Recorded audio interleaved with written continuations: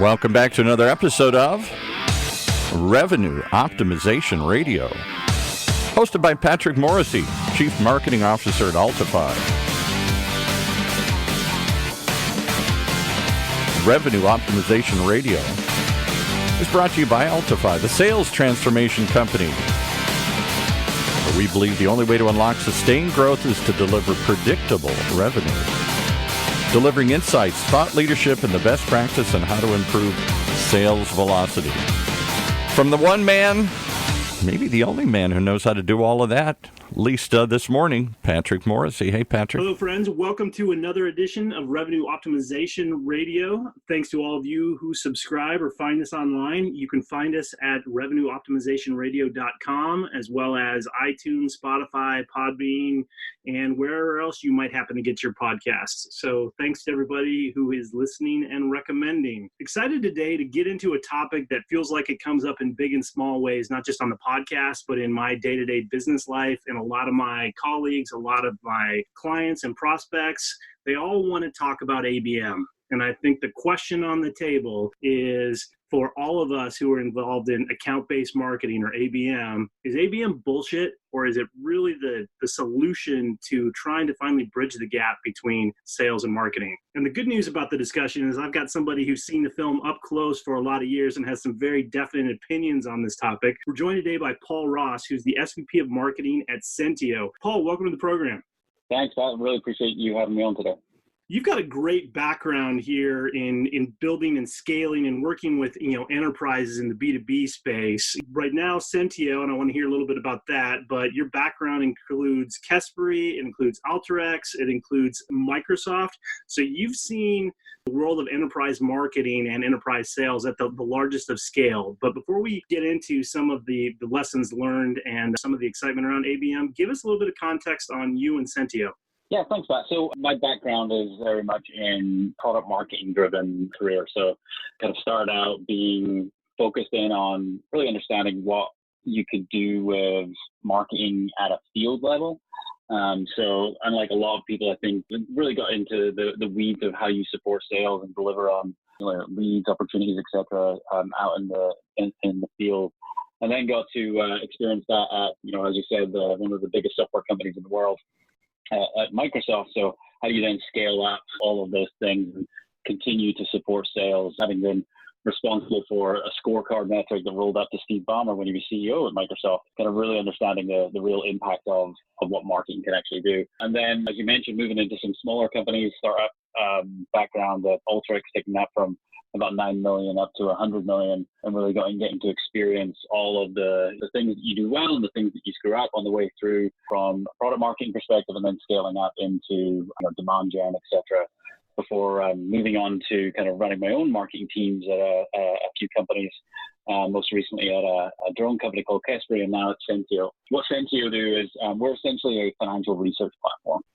So if you think about all of the folks whose research investing makes up what becomes our 401k, so investment funds and equity funds, whatever type they are, what Sentio does is it allows the analysts who work there to get to their insights about whether they should be investing in a fund or not in a much shorter amount of time than is typical. So we have a really advanced, smart way of searching documents like all of the financial transcripts that folks publish, public companies publish.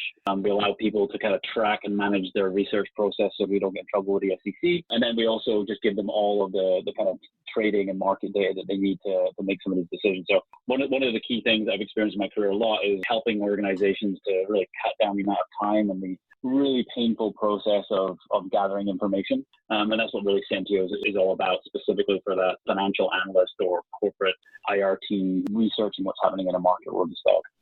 Well, the time intensive and the level of detail that you need to be able to get, probably a good bridge into having a conversation about account-based marketing. Because as a marketer, I can certainly tell you that myself and others are fatigued by the notion, I think at the headline level, that the solution to all problems at one level or another is ABM.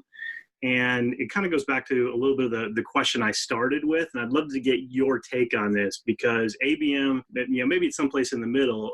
For some people, it's just complete bullshit. And for other people, it is all about, this is the keys to the castle in terms of aligning sales and marketing. How do you think about account-based marketing?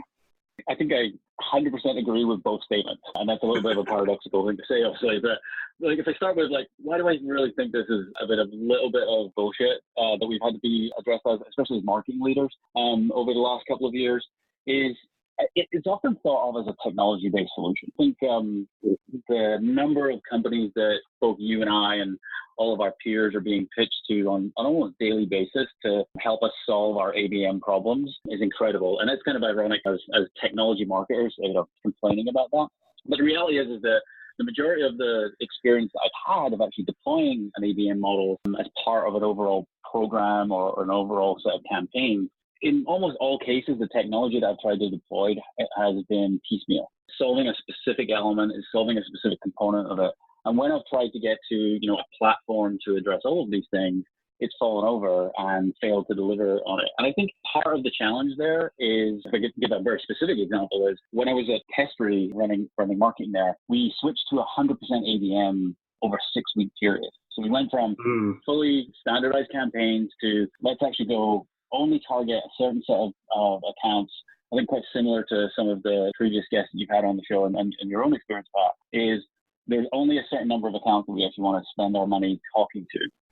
And what we found there is we were trying to deploy the right technologies. In that case, it was actually Rollworks that we were using for the kind of advertising and digital part of our ABM, is that things just didn't match up to what we expected, and we were wasting a ton of money. And I think a big part of this challenge is how much of these platforms and technologies really rely upon you having the right data and the data at scale. Being a technology marketer, you want to get to the right people at the right time, but at the same time, we're facing the reality that most of these systems are really only focused on or suitable for large-scale audiences. So the folks who are selling to folks in IT or in other mass audience markets, whereas Kespri and here at Sentio, very specific accounts, very specific things. So you're talking thousands, in the low thousands of people that you're targeting rather than millions, which most of these platforms are set up for. So my experience has been that the technology side of this has been a significant failure. But the reason for that, I think, is these vendors are over pitching what they're actually capable of doing. Rollworks is actually a pretty good example of that. Or B, that we're hamstrung by the data that we actually have available to us to actually go and execute on these things. So that's really where I think the challenges have come in terms of ABM breaking within the environments I've been in. Yeah, and there's this notion that ABM is in some ways, somehow new, and I think there's a little bit of a reality check here. ABM just may be what would be, classic strategic marketing with a better, shorter acronym, because it starts with: do you know who you're selling to? Do you know what that looks like in terms of the product and your unique value proposition? And you raised a very interesting point a second ago, and when you kicked off the last question, which netted out to this isn't a technology problem. Or that part of the challenge here and part of the mismatch in expectations is that people think about ABM as a technology. What should they think about it as? I think you're absolutely spot on, Pat. The two things that I think are the most endemic biases or existing opinions about what this is. One is we just need a load of technology to throw at it. The second one is we just need to send people really big gifts through the mail and they'll respond. That's honestly a direct experience of one of the organizations that I've worked with recently. Built an ABM program and tested it multiple times. Saw an uplift in what their engagements was, but that was because they were getting more calls through to people because they'd sent them nice gifts, but ultimately it wasn't netting out to any more kind of down funnel capabilities. But I think you're absolutely spot on, which is one of the key things that we had Testry and now at Sentio as well is actually the process of really being very clear about who we're attempting to target, how we are bringing that message to them, and then being very clear on the value that we're actually communicating to. Because I 100% agree with you. This is targeted account marketing, target marketing, whatever we want to call it ultimately.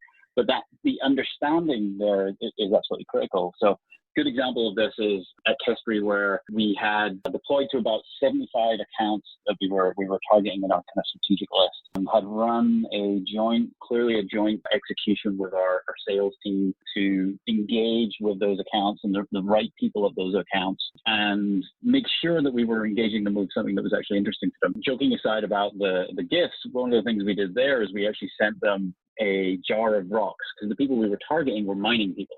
Mm-hmm. And we were tying the offer, in this case, a jar of rocks that we were sending through the mail to them, with the idea that we can understand the volume and therefore the value of their material that they had deployed in their various quarries and mines. So we were making it material, making it relevant. So even the gift itself that we were doing there was something that was very clear. And the key part of it, though, was being consistent with the offer and the value that we were talking to them, especially alongside our sales colleagues as well.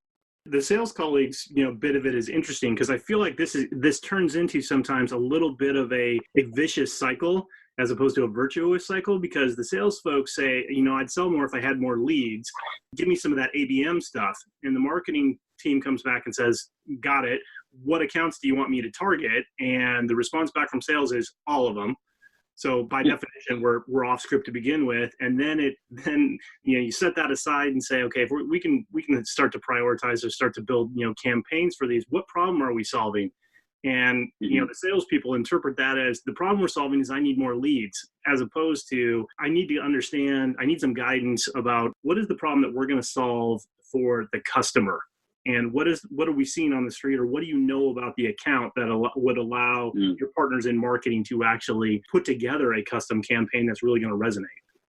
Yeah, that's really important, because one of the things I've learned in deploying this a few times now is, firstly, this has to be just one of the tactics that you have in your overall programs. I think the idea that, hey, everything needs to go over to ABM, and as you said, it's the solution to all problems, is ultimately a very expensive way of delivering all of the engagement and all of the leads that we need to fill our pipeline for our sales colleagues.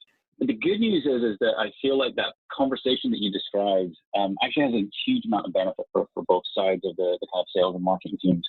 The first one I've found that's really helped is not only identifying what that use case is, what that value is that we're going to talk to, but also understanding which accounts are we going to target at this point in time.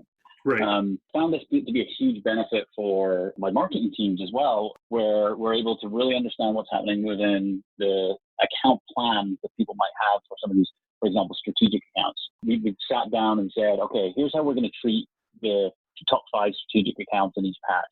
And we're going to do this one-to-one model, go very deep.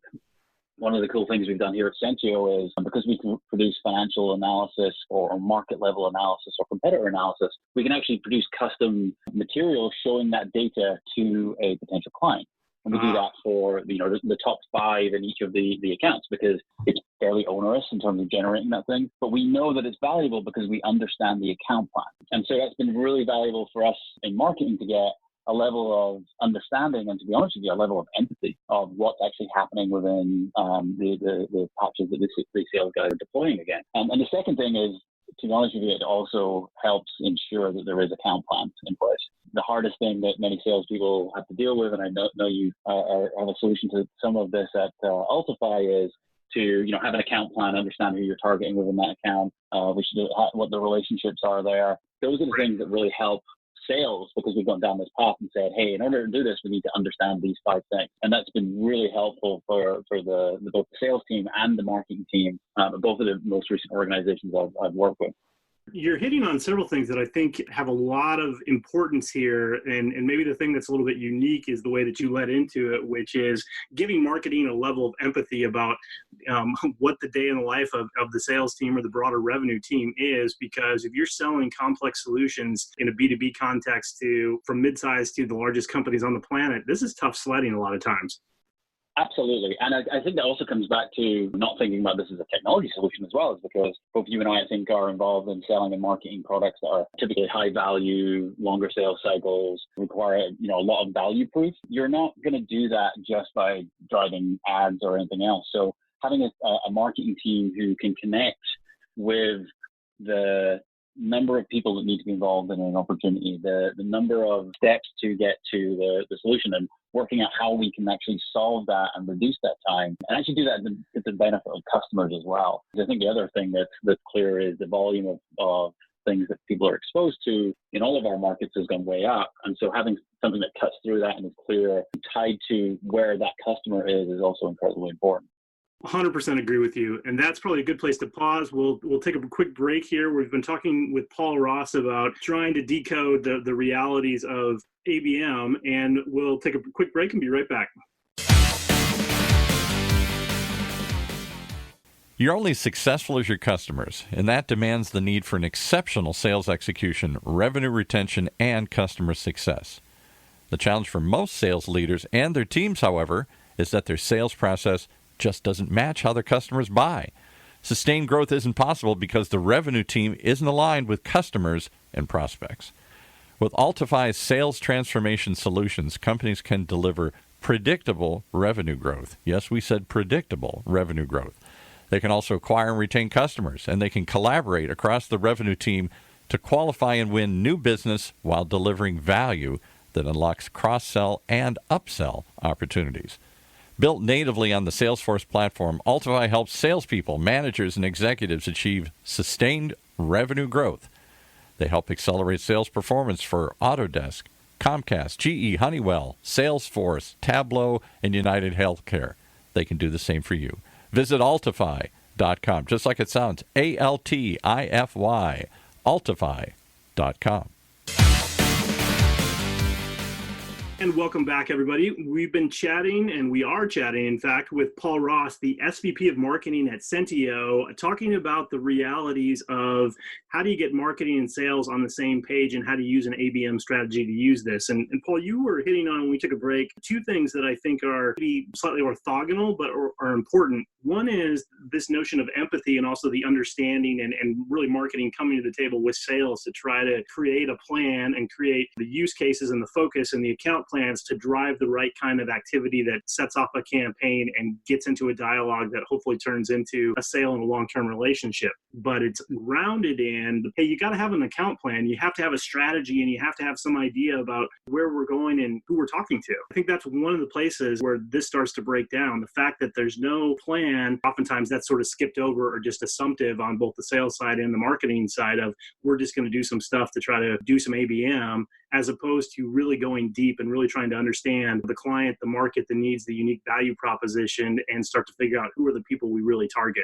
How do you think about account planning? And how do you think about this notion of ABM as a strategy, as a way to actually change the dialogue and maybe, accelerate the collaboration and the performance of both sales and marketing? I think the key here is it's always going to vary by the number of accounts that are being addressed in each patch or in each marketing department, the sales department, how many accounts you're really looking at. So one of the key things that I've found to be useful here is to kind of stratify those accounts and have a overall campaign model or marketing model that kind of approaches each of those, and using ABM as a specific approach as part of those overall campaigns. So, I go back to my example of getting very strategic and, having those 5 accounts, but we're also like the next tier down where, you maybe talking 20 accounts and having an account plan where we understand, okay, is this a upsell?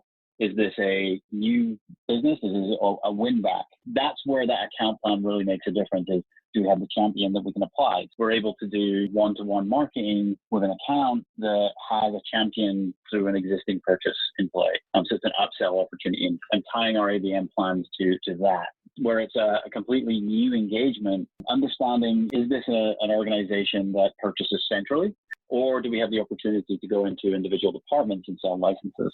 Yep. At both Sentio and Kespri, I've had the opportunity to be in situations where in an individual salesperson's patch, where 2 accounts look entirely alike and have same need, same scope, same kind of assets that they can bring to bear or resources, they're entirely different purchasing models. And so building that into how we're doing marketing, so whether we're doing bottoms up, getting users excited about what they can achieve with Sentio as a starting point, or are we going to the VP of technology or the COO to talk to how they're actually going to be enabling their analysts to make more money from investment from. So that's where that account plan, even at you're not talking one-to-one, but you're talking about let's pattern match to a specific selling motion into an account. Right. That's been really helpful in terms of that account plan model. That's very interesting. And I think another area where ABM at the headline level is often overlooked, which comes down to, do you really understand the dynamics of the account and how they want to buy? Because I think these conversations around ABM oftentimes run up on the rocks because everybody gets wrapped around the axle about, hey, what are we selling? As opposed to what you're touching on, which is, even if there's a lot of like-minded characteristics, how those organizations behave, who the players are involved, and what's required, what their vision of success is, and how they buy may be radically different, which means that there's a whole bunch of different inputs to start to take into account when you're doing that tiering and prioritizing the accounts and figuring out where you put scarce resources. Well, and I think that last point you're raising about scarce resources is the challenge that I personally am still working on, is how do you apply all these smarts and analysis to these situations without ending up with a matrix of 15 rows and 20 columns of options that you can actually deploy. And the way that I've kind of somewhat had a level of success with that is to allow sales to make the requirements of what they want to do in terms of approaching them, and then come back with, here's how we're gonna tackle this sequentially. I work in organizations where the marketing team start 4 or 5, grow to 15 or so people, and there's never enough resources, as you well know, Pat. Yes. But the key is for us to be able to have a clear plan of how we're going to attack this. That's aligned with, once you've got individual sales people's input on this, is aligned to how sales management is also thinking about how they attack those patches. Because that's the other part of this, is the starting off with the individual salespeople, getting input from them, and then being able to understand the prioritization at the sales leadership level. You, as previously a sales leader, you are able to apply a level of understanding of how do we really parse out these needs and prioritize them. And I think that's another key part of, like, how do we get buy-in through this process, which ABM gives you an opportunity to go do because you're asking these account level questions, to then have the prioritization of, like, where do we actually spend our dollars on in this month, in this quarter, or later in the year. Well, exactly, as well as it needs to be lined up with the sales priorities for where their resources and territories and people and cycles and programs, to make sure that you're getting the right outcome. And the other thing that kind of informs this conversation, that also particularly is a struggle in a smaller organization, going back to one of your challenge statements at the top, is you don't have enough data. It takes a while to do some A/B testing, have some cycles in campaigns and account plans, and think about this over a space of time to get some data to start to give you some more precision about where should you put your resources. When you have something that people are really excited about, like ABM, like, hey, I'm going to get my account, going to get a specific set of focus, and they're going to receive some SDR focused engagement plus the specific marketing activity attached to it, like mailers, etc. The expectation setting there is also really critical. Like, how do you make sure that those resources are clear and when we're doing those things? And I think that's where your point around data is, that you need to build that to be able to do this successfully. And I think that's another challenge that we have as marketing leaders, is there's so many sources of incomplete data that we end up kind of patching these things together. And I think that's another, and so having a realistic approach to that really helps, which is, let's start with these accounts, move to these accounts, move to these accounts, and then learn on the way, as you were saying, and be able to really understand, are these the right sources? Are these the right tactics? I've really struggled to catch up with where sales' expectation has often been, how many accounts we can do at the same time, because of the lack of data that we've actually had to deploy against those accounts. The point about expectation setting, I think, is spot on, and goes back to the headline about both the opportunity for ABM to build that bridge between sales and marketing and organize around the customer, but have a shared set of expectations, versus all the hand waving or the bullshit around ABM, or this notion that if we just ABMify our stuff, that's going to be the solution to all problems. The marketing struggles to keep up with sales expectations, but also to really have some context to start to talk about not just this quarter, but what are we going to do for the next 3 quarters, the next 5 quarters, that are going to give us the sort of instrumentation we need to get a lot better at this, and to help us use the scarce resources both on the sales and the marketing side. I think a big part of that is, like, marketing leaders, we're often our own worst enemy there, where we're going to introduce something new that we believe in, which I thoroughly believe in ABM as a component of our overall marketing execution to drive the revenue that we need to. But we kind of can overhype these things and set expectations in the wrong way. Having joined Sentio relatively recently, it's one of the things that I'm very cognizant of. Okay, so I can talk to one team about how we're going to go help them next quarter, next month, next week. But what about the other guys? How do we make sure that they're clear on when we're going to get to that value? So I think that there's a huge onus on us as marketing leaders all of the things we've talked about here in terms of alignment, but also in terms of being clear on how that prioritization needs to take place. So that we're not setting ourselves up for the failure of, hey, you sent a mailer to this prospect and nothing happens, we're done. That's probably an episode unto itself, but I take your point entirely, and I think that's right. The onus is on us to communicate and help facilitate the right outcomes as well as to manage those expectations. Let me ask you a question that I've asked a number of other guests, and is actually, if I'm honest about it, I stole the idea from Matt Hines and from his podcast. Give me an example, Paul, of somebody from the revenue team that you've worked with through the years in whatever role that you thought was great, and give me something you took away from them. Yeah, I think the best example of that is actually the sales leader during my time at Alteryx. As I said, I was there for the journey from 9 million in software revenue all the way up over 100 million. And then they went public not long after I actually departed there. Paul Evans was the head of sales and then became the chief revenue officer. And the biggest thing he taught me was, he was a great personal leader to the sales team, just very inspiring, very engaging, but also was very clear on the journey that a customer would go on to get excited about the product that we were selling, get engaged with it, and then become an advocate. And he was very clear on, great example, we had a land and expand model at Alteryx. And if you're an enterprise salesperson selling what was, in this case, about $4,000 product, and you've got $1 million quota, that's a long way to go from $4,000 to $1 million. And the way that he broke that down as, hey, nobody's ever bought a server from us without buying what was at that time a desktop product. And he was very clear on the path that people would go down, but turning that into a realistic sales process and codifying that very clearly of, here's the process you need to go through, here's the steps you need to go through once somebody is excited, and then how you get them to turn that into a purchase, and then how you then turn that into advocacy that becomes tens of licenses, and ultimately, in that case, a server or purchase as well. It was just that real understanding, not only of why customers get excited about a product, but how to turn that into a real sales motion and a real sales roadmap that then, from a marketing perspective, we could feed into. And so that was really one of those great alignment moments for me personally, where I finally understood the importance of actually understanding the sales motion for a particular offering. Not just understanding why people would download a white paper, what headline we used or what email subject line we used, which is all interesting. But ultimately, it was like, what does the process happen, and therefore, how do we turn that into a repeatable motion? So Paul Evans, who was the CRO, is definitely the hero I had in terms of being a revenue leader. Fantastic. And kudos to Paul. And thanks for sharing that. Thanks for sharing your insight today, Paul, in terms of ABM and really getting out of the BS that is treating it like a technology problem, and all about thinking about it in terms of how do you align expectations, how do you focus on the customer, and how do you execute with empathy.